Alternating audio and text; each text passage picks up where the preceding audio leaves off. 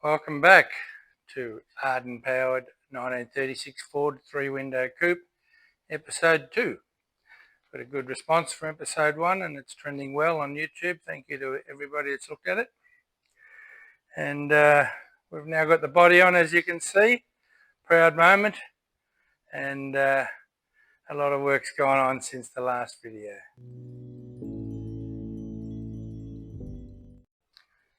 I'll be showing a few features on the build and going into a little bit of detail on those for people that may be interested, and just basically showcasing the vehicle.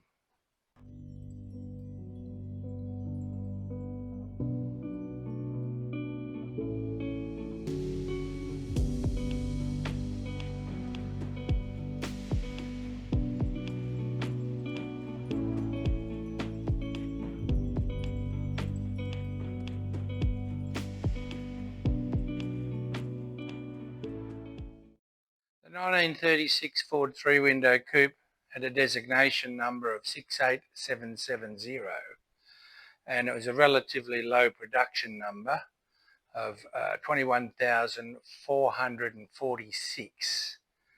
And if you cross-reference that to the 68-720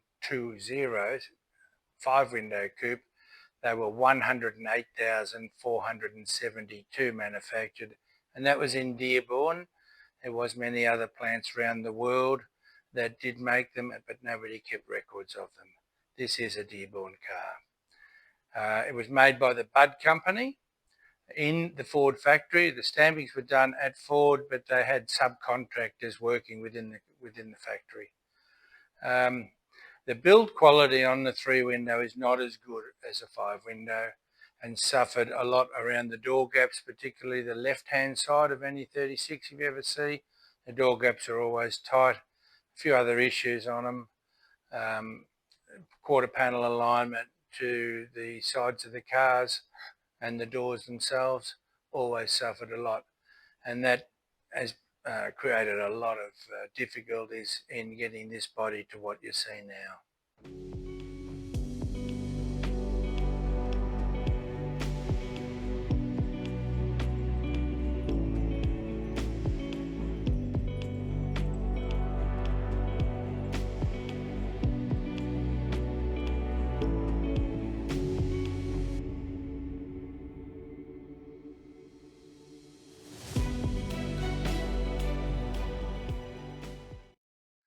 I purchased this car in the late 80s. It was a Denver, Colorado car, and had been all its life, and rust-free when I purchased it. Very lucky. None of the floors had been modified, anything, all original.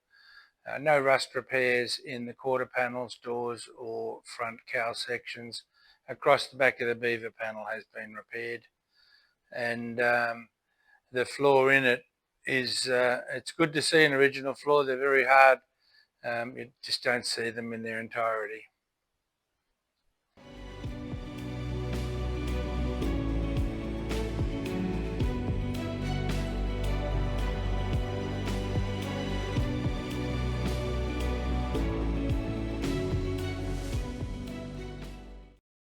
Handmade stainless steel spoon pedal, similar to the original design. All 316, and some aluminium housings with some Torrington needle rollers inside, and it's on the inside of the firewall because of the cylinder head clearance on the other side.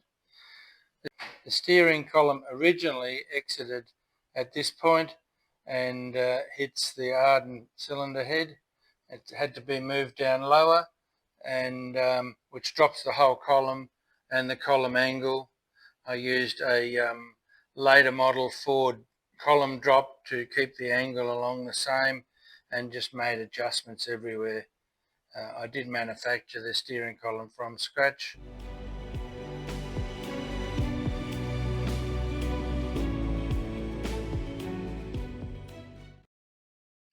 The wiper posts were a Series 2 Jag that have been machined down on the outside diameter. They've got a brass body, and as you can see they're quite large, but I could machine them down and put a 7/16 UNF thread on them, and that's exactly what the size of the hole in the body was. I didn't have to enlarge it.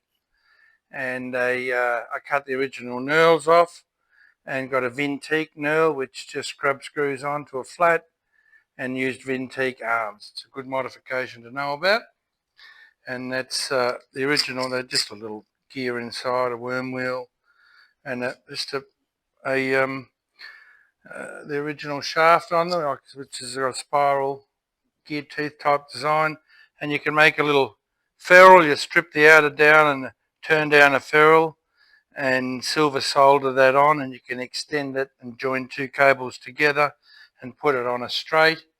And then the outer tube, which is this part here, is just like a 5/16 bore, a 5/16 OD Bundy quarter bore, and you can get it in fuel injection, and the fuel injection has copper coating inside it, and that assists with the friction issues. Handy to know all that.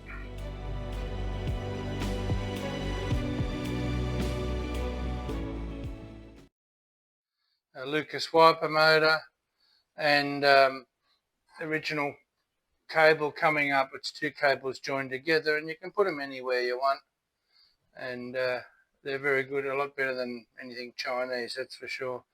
However, they are a little bit difficult for the wiring circuit and the switching. The original switch had a rocker switch that did all the control in them, so just be aware of that. The battery is a small glass mat battery, and it just mounts in its upright position there, and the cables just come down. And I've also got a little battery isolator switch here, which is out of an aircraft, believe it or not. They look the same as a Ford starter motor. However, they've got a very light spring in it and low wattage, and they can stay engaged for indefinitely. So I just have a hidden switch inside the car, and that becomes an isolator, which is much better than having a key. Everything in the car is hidden away, as are the toolboxes in the back, with a socket kit and a tool wrap, and so nothing is loose.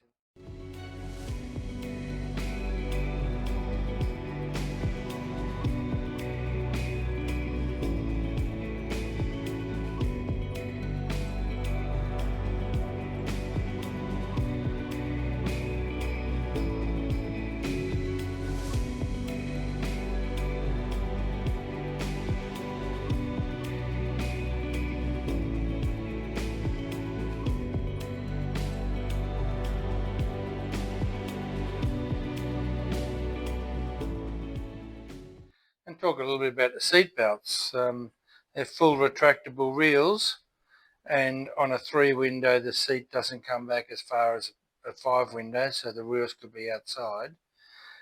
Nuts and bolts conversion for all of it. There was six weeks work in it, and mounts off all the floor bolts, off the A-pillars, down here and up here, wraps all the way around the rear of the parcel shelf, wraps all the way on top of the window and back down, and it's got braces coming forward as well. Everything, all the body stresses, should they ever need to be used, come back into this B pillar here.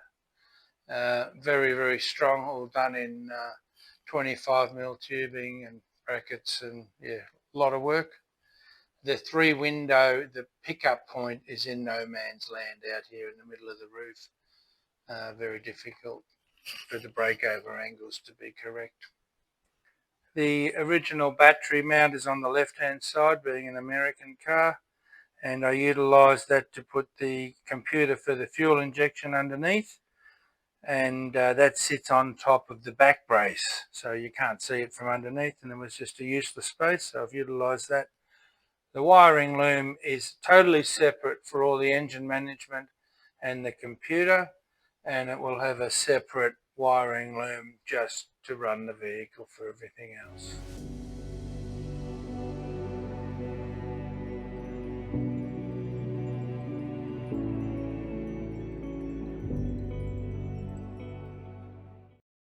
amount of hours in the paintwork alone, we've been trying to put a figure to it, somewhere between 350 hours plus. We really don't know. It's just days go into more days and more days, and we've still got a long way to go. So it's ironically, it's not painted in 2-pack. It's painted in 2-pack undercoat, tinted black, and it's in acrylic, in tuxedo black acrylic, with nothing else on it, just polish, that's all. And that's how we intend to keep it. My other car is painted the same way, and it's served 11 years so far and done very well. I don't like the look of 2-pack. There's a reason they look plastic. It's because they're made of plastic. They're not made of all of the compounds what the original acrylic paints were. The firewall and inner guards underneath the car, inside the chassis, is all 2-pack. It does wear better in those instances. But the actual look of the black, it's a lot deeper in my view than 2-pack. You're not just looking at the shine, there's actual depth to it.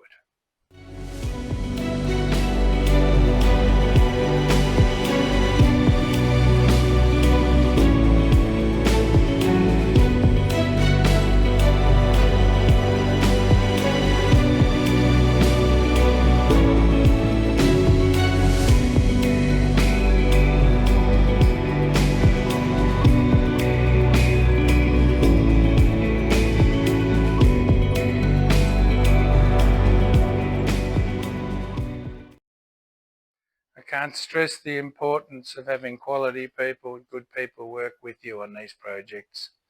Along the way with the engine management, tuning issues, getting things the way you like them, and getting people involved in your projects. That's really where the fun is, and so everyone can enjoy it together. One of the people that's helped me the most is Scott Ormerod.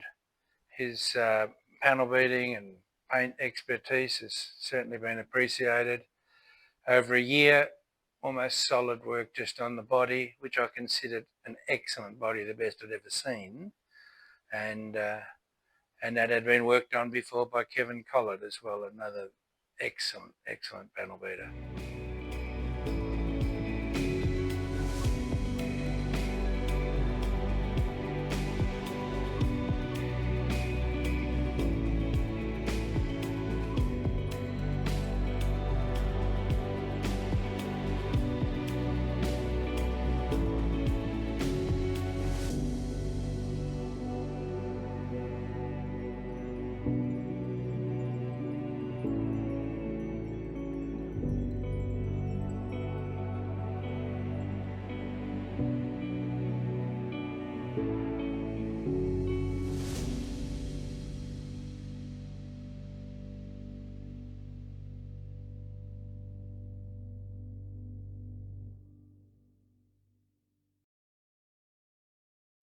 I hope you enjoyed the video today. It's over 40 degrees. The phone's packed it in a couple of times and we've had some challenges. I'll be doing a few more along the way, and don't forget to like and subscribe, and I'll see you around.